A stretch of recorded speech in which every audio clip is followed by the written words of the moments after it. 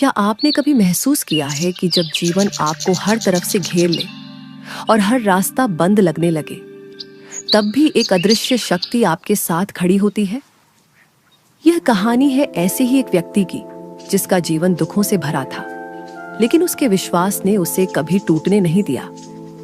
आज हम आपको सुनाएंगे रामू काका और हनुमान जी की ऐसी कहानी जो आपकी आंखों में आंसू ले आएगी और आपके दिल में एक नई आशा जगा देगी। यह कहानी है छोटे से गांव के रामू काका की।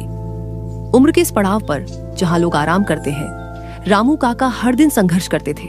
उनकी पत्नी सुमित्रा सालों से बीमार थी। छोटी मोटी दिहाड़ी मजदूरी से जो कुछ मिलता वह दवा और 2 वक्त की रोटी में ही चला जाता। अक्सर उन्हें भूखे ही सोना पड़ता था। गांव में उनका अपना कोई नहीं था। हर तरफ से लाचारी और अकेलापन उन्हें घेरे हुए था।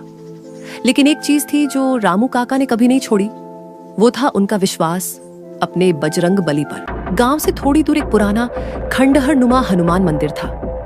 गांव वाले उसे भूतिया मंदिर कहकर दूर रहते थे, लेकिन रामू काका के लिए वह उनकी दुनिया था।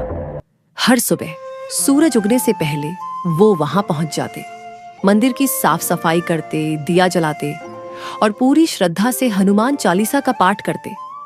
उनकी आवाज में दर्द होता था, पर उनके शब्दों में अटूट विश्वास था। वो हनुमान जी से कभी कुछ मांगते नहीं थे, बस कहते थे, हे प्रभु, आप तो जानते हैं, जो सही लगे वो करना।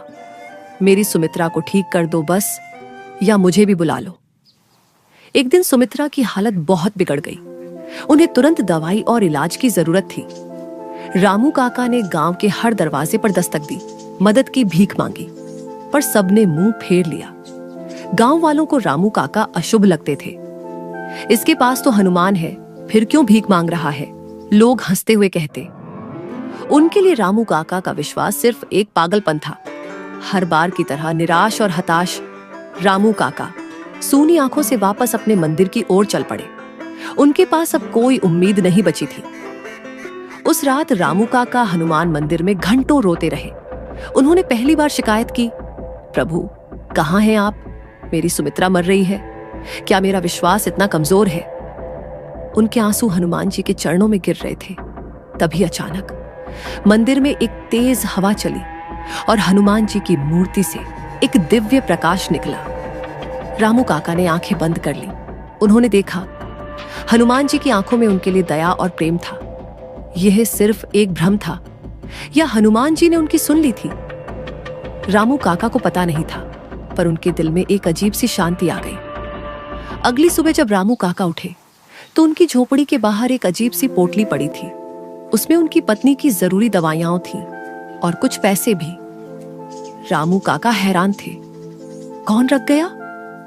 उसी दिन गांव में एक युवा डॉक्टर आया। उसने गांव के गरीबों का मुफ्त इलाज करने का फैसला किया। डॉक्टर ने बिना किसी फीस के सुमित्रा की जांच की और दवाइयां दी। कुछ ही दिनों में सुमित्रा की हालत में सुधार होने लगा। रामू काका खुशी से फूले नहीं समा रहे थे। सुमित्रा के ठीक होने की खबर पूरे गांव में फैल गई।